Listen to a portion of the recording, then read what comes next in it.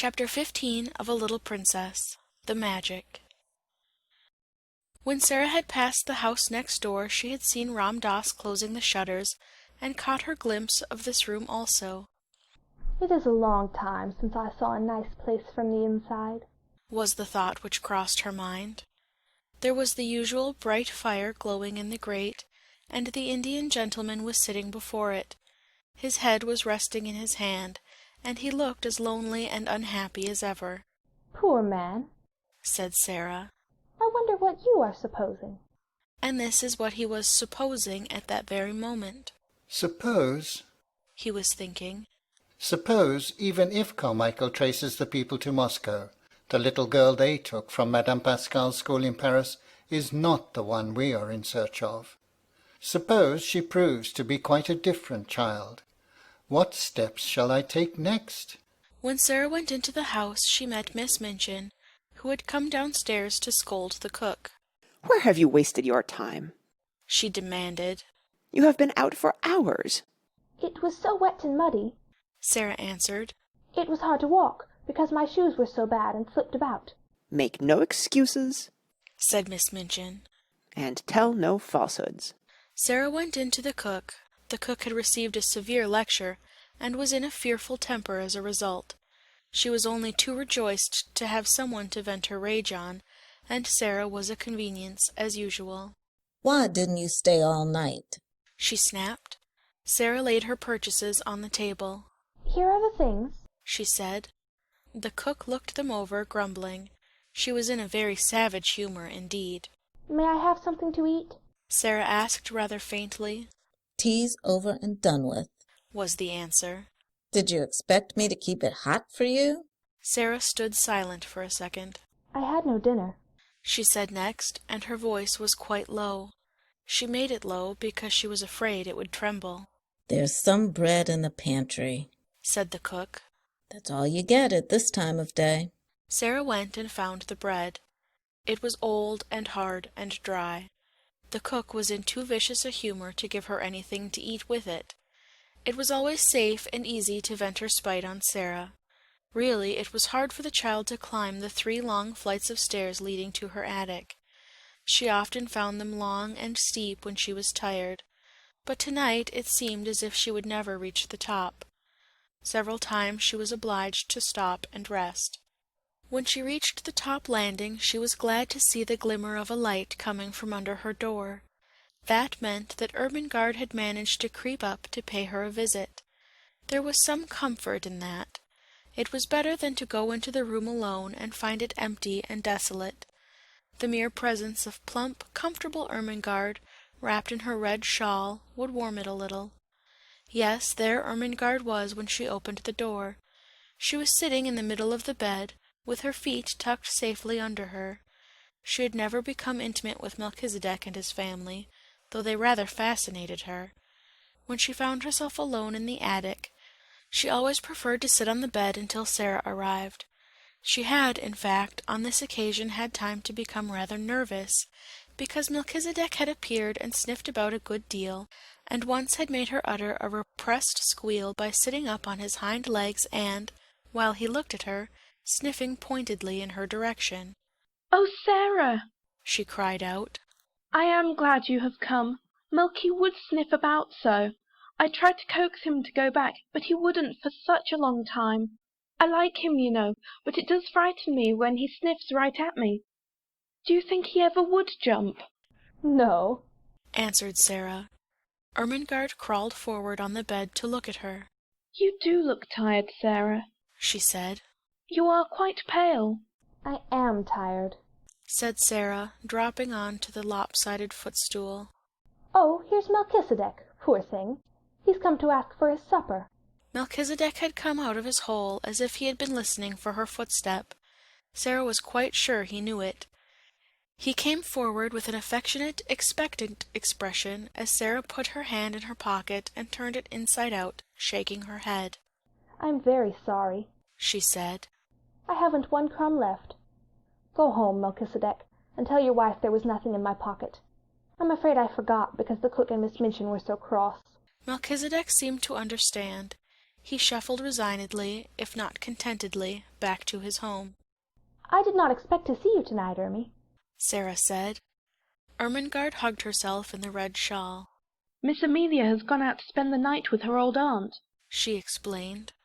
No one else ever comes and looks into the bedrooms after we are in bed. I could stay here until morning if I wanted to. She pointed toward the table under the skylight. Sarah had not looked toward it as she came in. A number of books were piled upon it. Ermengarde's gesture was a dejected one. Papa has sent me some more books, Sarah, she said. There they are. Sarah looked round and got up at once. She ran to the table and, picking up the top volume, turned over its leaves quickly. For the moment she forgot her discomforts. "Oh!" she cried out. "How beautiful! Carlyle's French Revolution. I have so wanted to read that." I haven't, said Ermengarde. And Papa will be so cross if I don't. He expects me to know all about it when I go home for the holidays. What shall I do? Sarah stopped turning over the leaves and looked at her with an excited flush on her cheeks. "Look here," she cried. "if you'll lend me these books, I'll read them, and tell you everything that's in them afterward. And I'll tell it so that you will remember it, too." Oh, goodness! exclaimed Ermengarde. Do you think you can? "I know I can," Sarah answered. "The little ones always remember what I tell them." Sarah, said Ermengarde, hope gleaming in her round face. If you'll do that and make me remember, I'll give you anything. "I don't want you to give me anything," said Sarah. "I want your books. I want them." And her eyes grew big and her chest heaved. Take them then, said Ermengarde. I wish I wanted them, but I don't.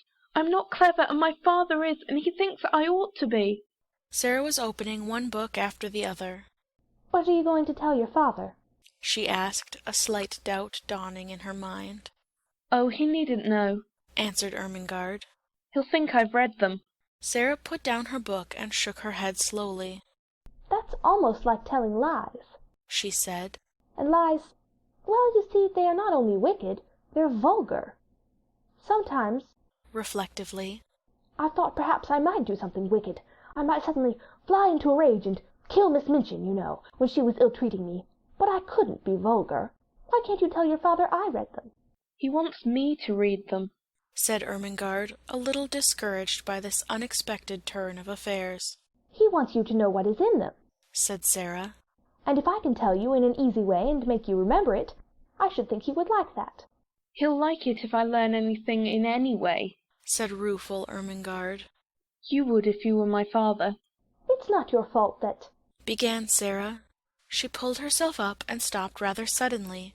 She had been going to say, "It's not your fault that you are stupid." That what? Ermengarde asked. "That you can't learn things quickly," amended Sarah. "If you can't, you can't. If I can, why I can, that's all." She always felt very tender of Ermengarde, and tried not to let her feel too strongly the difference between being able to learn anything at once and not being able to learn anything at all. As she looked at her plump face, one of her wise, old-fashioned thoughts came to her. "Perhaps," she said, "to be able to learn things quickly isn't everything.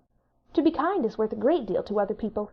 If Miss Minchin knew everything on earth, and was like what she is now, she'd still be a detestable thing, and everybody would hate her. Lots of clever people have done harm and have been wicked. Look at Robespierre." She stopped and examined Ermengarde's countenance, which was beginning to look bewildered. "Don't you remember?" she demanded. "I told you about him not long ago. I believe you've forgotten." Well, I don't remember all of it, admitted Ermengarde. "Well, you wait a minute," said Sarah. "and I'll take off my wet things and wrap myself in the coverlet and tell you over again." She took off her hat and coat and hung them on a nail against the wall, and she changed her wet shoes for an old pair of slippers. Then she jumped on the bed, and drawing the coverlet about her shoulders, sat with her arms round her knees. "Now listen," she said. She plunged into the gory records of the French Revolution, and told such stories of it that Ermengarde's eyes grew round with alarm, and she held her breath. But though she was rather terrified, there was a delightful thrill in listening, and she was not likely to forget Robespierre again, or to have any doubts about the Princesse de Lamballe. "You know they put her head on a pike and danced round it," Sarah explained. And she had beautiful floating blonde hair, and when I think of her, I never see her head on her body, but always on a pike, with those furious people dancing and howling. It was agreed that Mr. St. John was to be told the plan they had made, and for the present the books were to be left in the attic.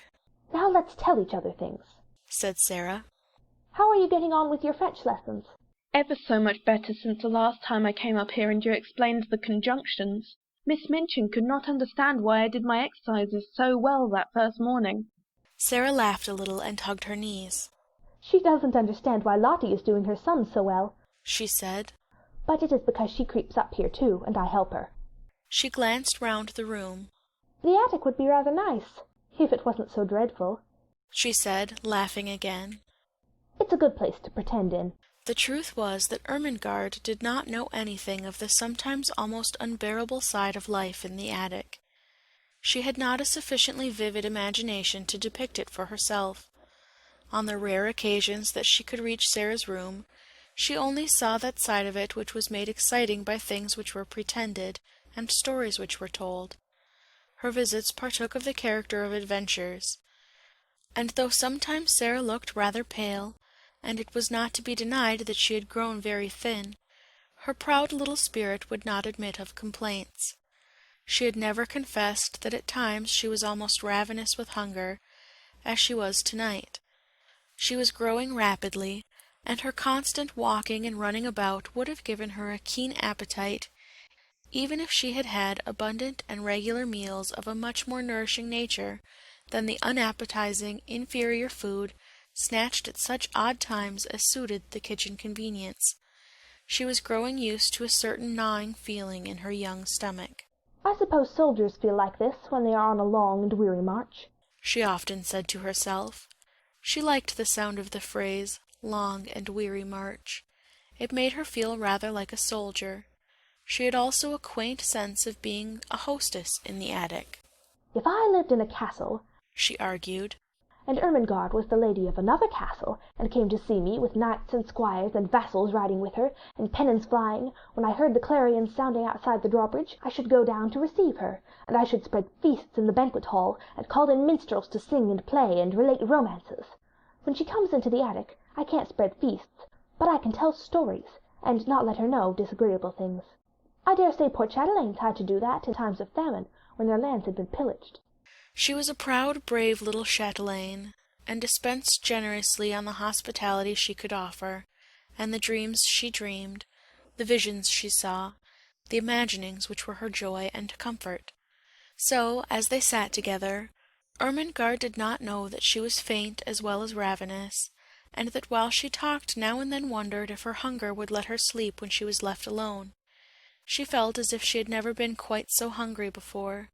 "I wish I was as thin as you, Sarah," Ermengarde said suddenly. "I believe you are thinner than you used to be. Your eyes look so big, and look at the sharp little bone sticking out of your elbow." Sarah pulled down her sleeve, which had pushed itself up. "I was always a thin child," she said bravely. "and I always had big green eyes." "I love your queer eyes," said Ermengarde, looking into them with affectionate admiration. "They always look as if they saw such a long way. I love them, and I love them to be green, though they look black generally." "They are cat's eyes," laughed Sarah. "but I can't see in the dark with them, because I have tried and I couldn't. I wish I could." It was just at this minute that something happened at the skylight which neither of them saw. If either of them had chanced to turn and look, she would have been quite startled by the sight of a dark face, which peered cautiously into the room, and disappeared as quickly and almost as silently as it had appeared. Not quite as silently, however. Sarah, who had keen ears, suddenly turned a little and looked up at the roof. "That didn't sound like Melchizedek," she said. "It wasn't scratchy enough." "What?" said Ermengarde, a little startled. "Didn't you think you heard something?" asked Sarah. No, Ermengarde faltered. did you?" "Perhaps I didn't," said Sarah. "but I thought I did. It sounded as if something was on the slates, something that dragged softly." "What could it be?" said Ermengarde. "Could it be robbers?" "No. Sarah began cheerfully. There's nothing to steal." She broke off in the middle of her words. They both heard the sound that checked her. It was not on the slates, but on the stairs below, and it was Miss Minchin's angry voice. Sarah sprang off the bed and put out the candle. "She is scolding Becky," she whispered as she stood in the darkness. "She is making her cry." Will she come in here? Ermengarde whispered back, panic-stricken. "No, she will think I am in bed. Don't stir." It was very seldom that Miss Minchin mounted the last flight of stairs. Sarah could only remember that she had done it once before, but now she was angry enough to be coming at least part of the way up, and it sounded as if she was driving Becky before her. "You impudent, dishonest child," they heard her say. "Cook tells me she has missed things repeatedly." "'Twa'n't me, Mum," said Becky, sobbing. "I was hungry enough, but 'twa'n't me, never." "You deserve to be sent to prison," said Miss Minchin's voice. "Picking and stealing. Half a meat pie, indeed." "'Twarn't me," wept Becky. "I could ha' eat a whole one, but I never laid a finger on it."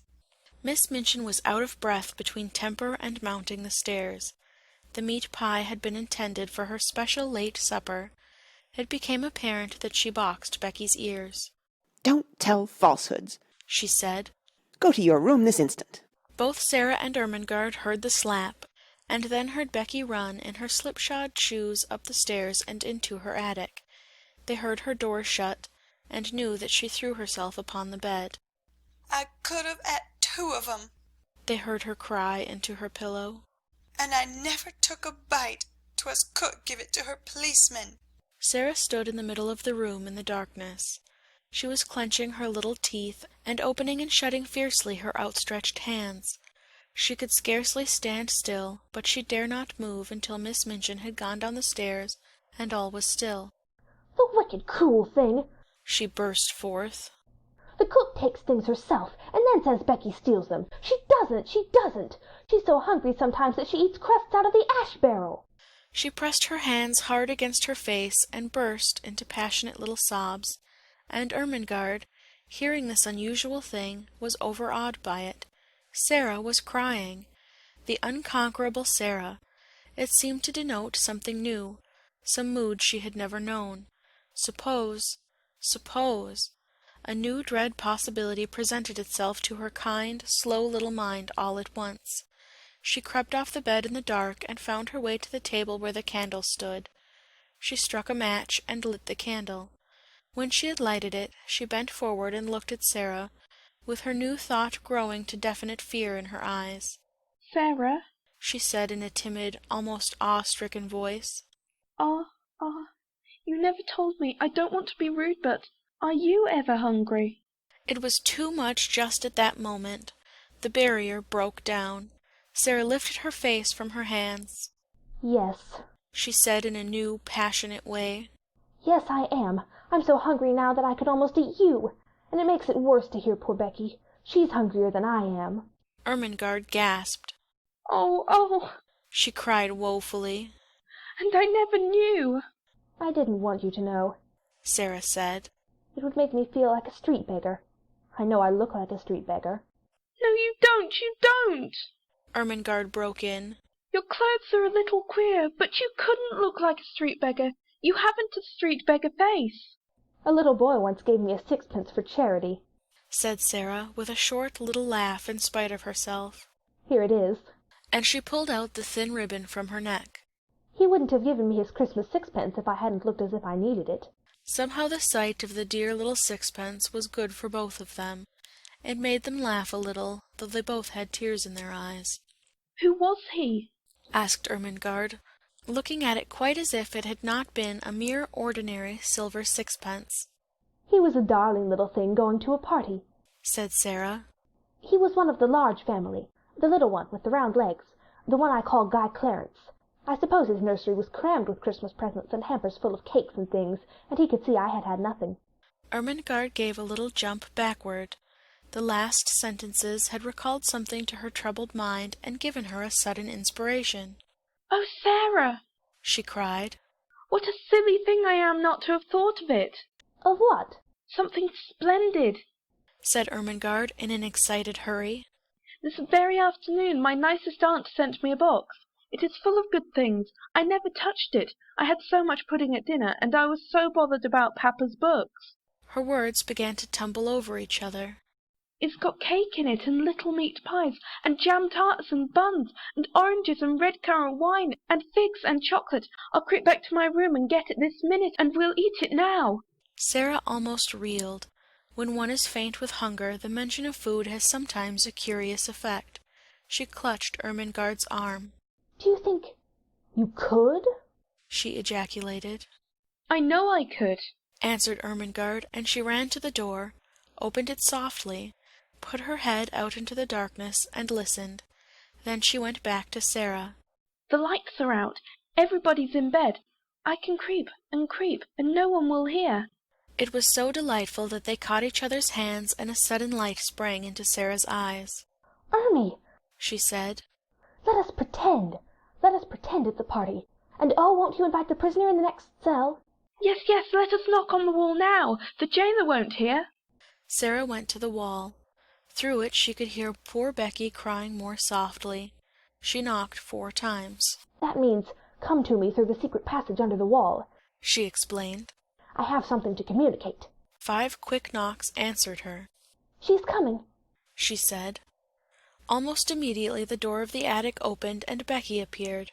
Her eyes were red and her cap was sliding off, and when she caught sight of Ermengarde she began to rub her face nervously with her apron. Don't mind me a bit, Becky, cried Ermengarde. Miss Ermengarde has asked you to come in, said Sarah, because she is going to bring a box of good things up here to us. Becky's cap almost fell off entirely. She broke in with such excitement. To eat, miss? she said. Things that's good to eat? Yes, answered Sarah. And we are going to pretend a party. And you shall have as much as you want to eat, put in Ermengarde. I'll go this minute.